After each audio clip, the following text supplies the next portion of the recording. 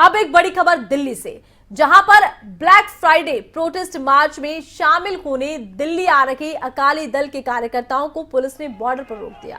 उधर दिल्ली में श्रोमणी अकाली दल के कार्यकर्ता इकट्ठा हो गए और नेता सुखबीर बादल कार्यकर्ताओं के बीच पहुंचे। प्रदर्शनकारियों के बीच सुखबीर बादल पहुंचे, किसानों को संबोधित किया गया। इस दौरान सुखबीर बादल ने बड़ा ऐलान भी किया, अगर पंजाब में उनकी सरकार बनती है तो वहां कृषि कानून लागू नहीं होंगे। इसके साथ ही उन्होंने कानूनों को लेकर बीजेपी के साथ साथ कांग्रेस पर भी निशाना साधा।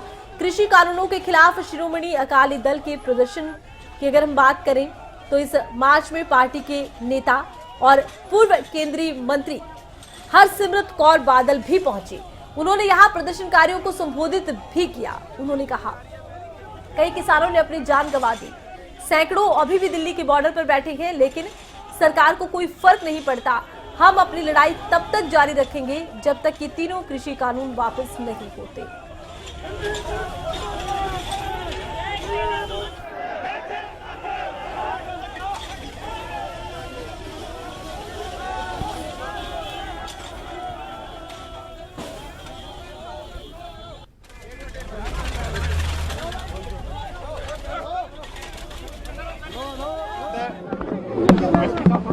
कि मोदी सरकार ने ते हरियाणा की सरकार ने पूरी रात नाके ला के साडे वर्करां नूं रोकिया, लाठी चार्ज कीते, साडियां गड्डियां तोड़ियां।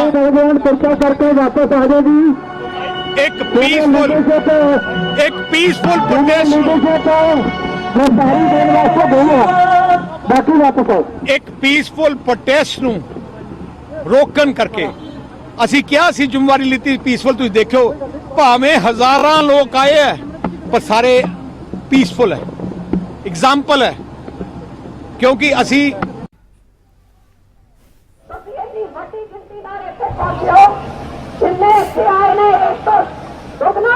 शायद बॉर्डर पे रोके गए ने ते दिल्ली के वक्त सड़कों पे रोके गए ने।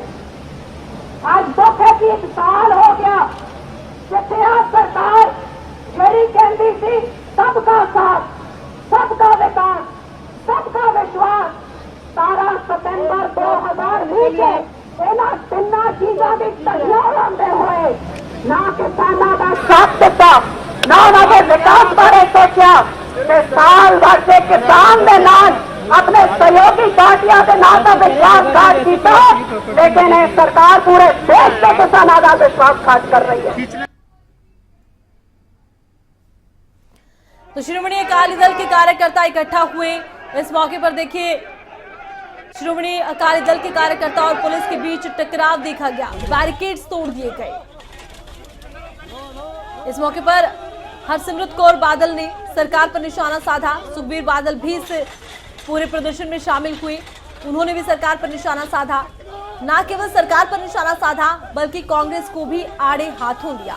सुखबीर बादल ने कहा कि हम एक शांतिपूर्ण प्रदर्शन करना चाहते थे लेकिन हमें रोका गया है। तस्वीरें आप देखिए किस तरह से बैरिकेड्स तोड़े जा रहे थे, किस तरह से श्रोमणी अकाली दल के कार्यकर्ता और पुलिस के बीच एक टकराव होता नजर आ रहा है। 9 महीने से ज्यादा का वक्त बीत चला है, दिल्ली की सीमाओं पर किसान बैठे थे, आंदोलन कर रहे थे।